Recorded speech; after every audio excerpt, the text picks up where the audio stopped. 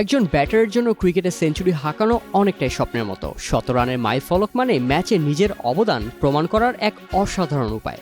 কিন্তু এমন অনেক ব্যাটার আছেন যারা কখনো সেঞ্চুরি দেখা পাননি, তবুও রানের পাহাড় গড়ে ক্রিকেট ইতিহাসে নিজেদের জায়গা করে নিয়েছেন অনন্য উচ্চতায়।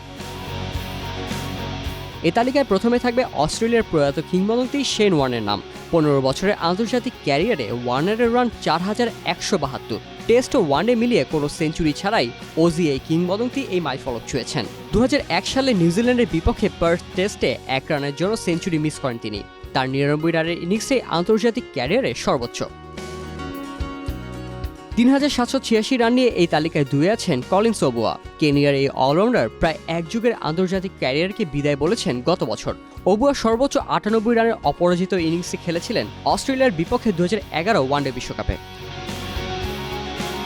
তালিকা তৃতীয়তে আছেন জিম্বাবুয়ের সাবেক ক্রিকেটার চামু চিভাবা। ২০০৫ থেকে ক্রিকেটের সাথে যাত্রা করা এই ডানহাতি ব্যাটার ক্রিকেটকে বিদায় জানান ২০২৩ সালে। পাকিস্তানের বিপক্ষে ২০১৫ সালে ওয়ানডে সিরিজের ৯৯ রানে আউট হয়ে সাজঘরে ফেরেন তিনি।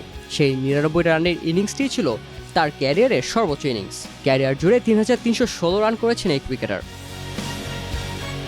নিউজিল্যান্ডের কিংবদন্তি টিম সাউদিও আছেন এই তালিকায়। ক্যারিয়ার জুড়ে ৩,২৮৮ রান করলেও কখনো শতকের দেখা পাননি তিনি। ২০২৪ সালের সব ফরম্যাট থেকে ক্রিকেটকে বিদায় জানান এই কিংবদন্তি। শীর্ষ ৫-এ এক বাংলাদেশিও আছেন, শীর্ষ ১০-এ আছেন আরেকজন।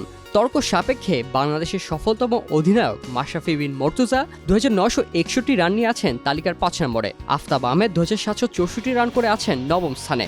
বাংলাদেশ ক্রিকেটে হার্ড হিটার হিসেবে পরিচিতি পাওয়া আফতাব সেঞ্চুরিবিহীন সব রান দেশের হয়ে করলেও মাশরাফি দুটি ম্যাচ খেলেছেন এশিয়া একাদশের হয়ে।